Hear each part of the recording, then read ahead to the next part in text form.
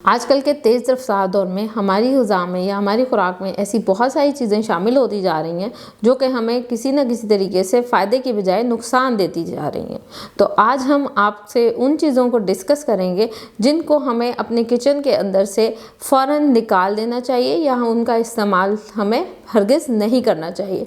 तो इस वीडियो को शुरू से आखिर तक देखिएगा क्योंकि ये एक बहुत ही मालूमाती वीडियो है। अस्सलाम वालेकुम, मेरा नाम शफ़क़ बुशरा है और मैं क्लिनिकल डाइटिशियन और न्यूट्रिशनिस्ट यानी कि माहिर ग़िज़ाइयात हूँ और सेहत ज़िंदगी से आपके सामने हाजिर हूँ। सबसे पहले जिस चीज़ को मैं डिस्कस करूँगी वो है सफ़ेद आटा।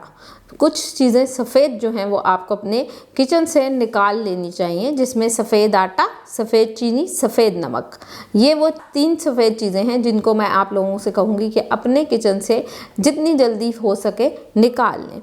सफ़ेद आटा इसलिए कि उसका ग्लाइसेमिक इंडेक्स लो है, वो आपको बहुत जल्दी शुगर में कन्वर्ट करता है और बहुत सारे नुकसानात देता है। तो कोशिश करें कि जो चक्की का लाल वाला आटा है उसको इस्तेमाल करें।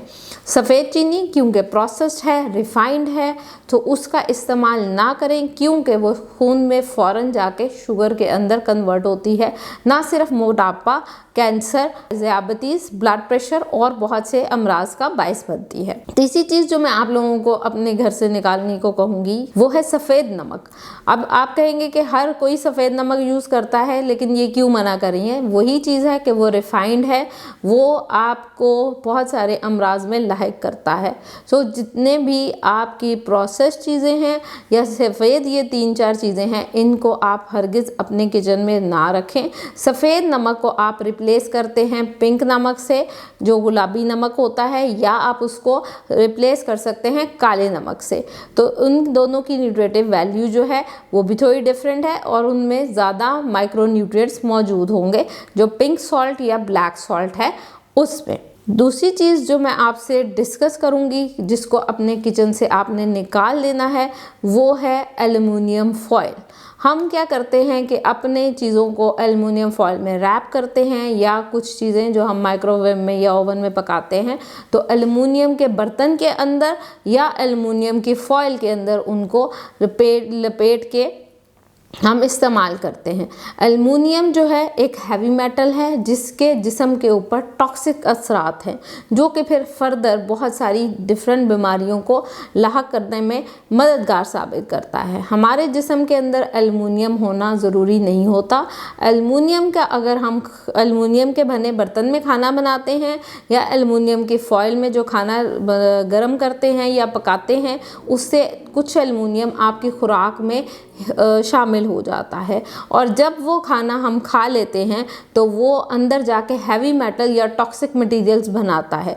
वही हैवी मेटल और टॉक्सिक मटेरियल जो है वो कैंसर, ब्लड प्रेशर, शुगर, बहुत से ऐसे क्रॉनिक डिजीज़ का बायस बनता है। तो कोशिश करें कि आप अपने घर में एल्युमिनियम की बनी जो फॉयल मिल रही है या एल्युमिनियम जो है उसके बने जो यूटेंसिल्स हैं उनको इस्तेमाल हरगिज़ ना करें। तीसरी चीज़ जिसको मैं आपको अपने किचन से निकालने को कहूँगी वो है आप लोगों के नॉन स्टिक पैन। अब नॉन स्टिक पैन हम अपनी तरफ से ये सोच रहे हैं कि नॉन स्टिक पैन जो है उससे फ़ैट जो है वो साथ में नहीं लगेगा और हमारे खुराक जो है वो बहुत बेहतर हो जाएगी और ऑयल कम इस्तेमाल करने के चक्कर में हम नॉन स्टिक पैन को इस्तेमाल करते हैं। कभी आप लोगों ने पुरानी हमारे जो बुज़ुर्ग गुजरे हैं वो तांबे के, पीतल के बर्तन या स्टील के बर्तन में खाना पकाते थे, ये क्योंकि उनको कभी आपने देखा हो कि उनको किसी किस्म की बीमारियां भी लाहक नहीं होती थी। क्योंकि तांबा, पीतल, स्टील ये वो मटेरियल हैं जो कि आपको आयरन और इनके अंदर खाना पकाने के कुछ ग़िज़ाई बेनिफिट्स हैं। तांबा जो है, पीतल जो है, ये आपके खुराक में इनका अगर शामिल होते हैं तो ये नुकसान नहीं देते। अब जब हम नॉन स्टिक पैन के अंदर खाना पकाते हैं तो उसके ऊपर केमिकल लगा होता है। उस केमिकल को अगर आप खाली नॉन स्टिक पैन के नीचे आग लगा दें और कुछ देर के लिए उसे छोड़ दें तो आप देखेंगे कि उसमें एक बहुत अजीब सी स्मेल आनी शुरू हो जाती है उस पैन के अंदर। वो नॉन स्टिक पैन के अंदर एक केमिकल डालते हैं उसको मतलब नॉन स्टिक बनाने के लिए, जो कि एक कंपाउंड छोड़ता है जिसे हम टेफ्लॉन बोलते हैं। वो टेफ्लॉन जो है इंसानी सेहत के लिए नहायत ही नुकसानदेह है, जो कि जिगर के अमराज, गुर्दों के अमराज, कैंसर, ज़ियाबतीस और आपके मैदे के अमराज जो है उनको लाहक करने के लिए बहुत ही अहम किरदार अदा करता है। तो कोशिश ये करें कि अपने घर में तांबे के, पीतल के, स्टील के जो बर्तन हैं उनका इस्तेमाल करें। इनके इस्तेमाल से आपके जिस्म में कॉपर की कमी नहीं होगी, आयरन की कमी नहीं होगी, आपकी खुराक जो है वो सेहत बख्श होगी। पुराने ज़माने में ख़वातीन मिट्टी की हांडियों में खाना बनाती थी। मैं आपको हरगिज़ ये नहीं कह रही कि आप पुराने ज़माने में या बैक उसमें चली जाएं, लेकिन न्यूट्रिशनली देखा जाए तो अगर आप मिट्टी के हंडिया में खाना बनाते हैं तो उसकी न्यूट्रिटिव वैल्यू, उसका गर्म रहना, उसके टेम्परेचर, उसका पकने का सब कुछ और उसका जायका बहुत बहुत डिफरेंट है और खाना जो है वो बेहतरीन पकता है अगर आप मिट्टी की हांडी में।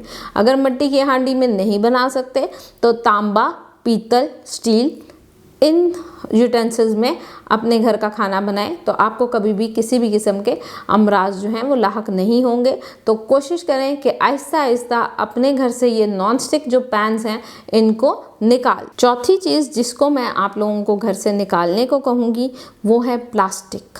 प्लास्टिक के ऊपर रैप, जो हम खाने के ऊपर रैप्स कर देते हैं प्लास्टिक को, जिसे क्लिंग रैप कहते हैं, या प्लास्टिक वाले वो जिसको हम प्रिजर्व करने के लिए रख देते हैं, वो भी नुकसानदेह हैं। प्लास्टिक के बर्तन, प्लास्टिक के कटिंग बोर्ड, प्लास्टिक की चीज़ें या प्लास्टिक की पानी की जो बॉटल्स हम यूज़ करते हैं वो आप लोगों के लिए नहायत नुकसानदेह हैं। वही बात के टॉक्सिक मटेरियल, एक केमिकल जिसको BPA कहते हैं, वो प्लास्टिक के अंदर मौजूद होता है और जब हम उसमें ज़्यादा गर्म किया हुआ खाना डालते हैं तो उससे वो केमिकल जो है वो आपकी खुराक के अंदर जो आपने पकाई होती है उसमें शामिल हो जाता है।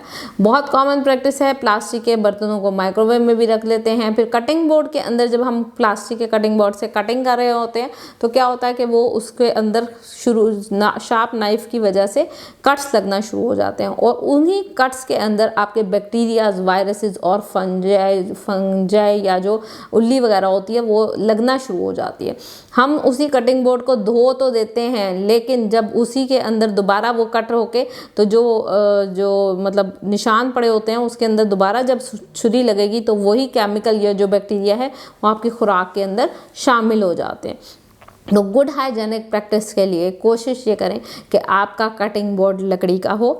आप क्लिंग रैप या जो प्लास्टिक के रैप जिसको आप खाना के ऊपर लगाते हैं उसको हरगिज़ इस्तेमाल ना करें।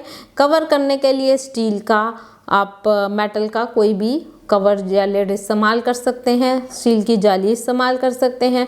और खाने पीने के लिए अगर स्टील की, तांबे की, पत्थर की, मेटल की जो प्लेटें हैं या चीज़ें हैं उन्हें इस्तेमाल करें। इवन ग्लास भी अगर आप प्लास्टिक के इस्तेमाल करते हैं तो कोशिश करें कि प्लास्टिक को अपने किचन से निकाल दें। प्लास्टिक की चीज़ों के अंदर ना खाना पकाएं, ना ही उन चीज़ों को इस्तेमाल करें। 5वें नंबर पे जिस चीज़ को मैं मना करूँगी कि आप इस्तेमाल ना करें वो हैं डिटर्जेंट्स। बर्तन धोने के लिए हमारे यहाँ बहुत सारे डिटर्जेंट्स इस्तेमाल होते हैं। वो डिटर्जेंट्स हमें कहा जाता है या टीवी के इश्तिहारों में हमें बताया जाता है कि एक कतरे से बहुत सारी झाग बनाती है, बर्तन धुल जाते हैं। और अगर जो ये चीज़ एक कतरे से आपकी इतनी झाग बना रही है तो सोचें कि अगर उसका थोड़ा सा मटेरियल आपकी सरफेस प्लेट के ऊपर लगा रह जाएगा तो वो उस झाग सा या उस केमिकल का क्या असर होगा जो आपके जिस्म में जाएगा। बेशक आपने उसको वॉश कर लिया, कभी आप नोट करें कि जब आप बर्तन धोते हैं उसके बाद भी अक्सर उसके अंदर कभी झाग जो है वो रह जाती है या कभी हल्का सा एक मुलायम सा टेक्सचर फील होता है। तो कोशिश करें, मैं किसी ब्रांड के ख़िलाफ़ नहीं हूँ, लेकिन कोशिश करें कि बर्तन जो हैं वो साबुन से धोएं या देसी तरीके जैसा पुराने ज़माने में ख़वातीन जो हैं साबुन से या सोडे से या नींबू से, इस तरह की चीज़ों से बर्तन को साफ़ करती थी। तो कोशिश करें कि आप या साबुन से इस्तेमाल करें या इस तरह की जो चीज़ें मैंने बोली हैं इनसे इस्तेमाल करें। ये जो लिक्विड डिटर्जेंट्स हैं ये केमिकल बेस्ड होते हैं। ये आप जितना मर्ज़ी वॉश कर लें फिर भी कहीं ना कहीं इसके सरफेस एरिया के, प्लास्टिक या बर्तनों के सरफेस एरिया से चिपके रह जाते हैं, जो कि ना सिर्फ आपके जिस्म के लिए टॉक्सिक हैं बल्कि आपको डिफरेंट बीमारियों में लाहक करने का बायस बन सकते हैं। छठी और आखिरी चीज़ जो कि मैं आप लोगों को इस्तेमाल करने से मना करूँगी, और शायद आप सारों को वो मेरी बताना बुरा भी लगे, लेकिन माइक्रोवेव का इस्तेमाल करना नहायत ही नुकसानदेह है। अब हम बहुत सारी ऐसी ख़वातीन हैं जो खाना पकाती ही माइक्रोवेव में हैं, तो आप सबको मुझसे इख्तलाफ भी हो सकता है कि ये माइक्रोवेव को इस्तेमाल करना क्यों मना कर रही है। क्योंकि माइक्रोवेव के अंदर से जो रेडिएशन या जो वेव्स निकलती हैं, जो खाने को बहुत गर्म कर तो देती हैं और खाने को पका भी देती हैं, लेकिन उन रेज़ का, उन रेडिएशंस का इंसानी ज़िंदगी के ऊपर या आपके खून के ऊपर या आपके जिस्म के ऊपर असर जो पड़ता है वो काफ़ी नुकसानदेह है। वही चीज़ कि आपके जिस्म में टॉक्सिक मटेरियल, फ्री रेडिकल्स, आपके जिस्म के अंदर ऐसे हैवी मेटल्स पैदा होना शुरू हो जाते हैं वो खाने के बाद, जो कि ना सिर्फ आपको cancer, insulin resistance, hormonal issues और आपके मैदे के, जिगर के अमराज को लाहक करता है। कुछ स्टडीज़ के हिसाब से ये बात नेचुरली प्रूव है कि माइक्रोवेव की कुकिंग जो है वो बहुत ही अनहेल्दी और अनहाइजेनिक है। अगर आप लोगों ने कुछ बेक करना है, कुछ पकाना है, तो कोशिश करें कि आप जो सही ओवन होता है, गैस ओवन होता है, उसके अंदर बेक करें। कभी भी माइक्रोवेव के अंदर खाने को पकाने की कोशिश मत करें। नेचुरल ग्रिल पैन को इस्तेमाल कर लें। आप इसको गर्म करने के लिए अपने जो आपके यूटेंसिल्स हैं उस पर आग में गर्म कर लें।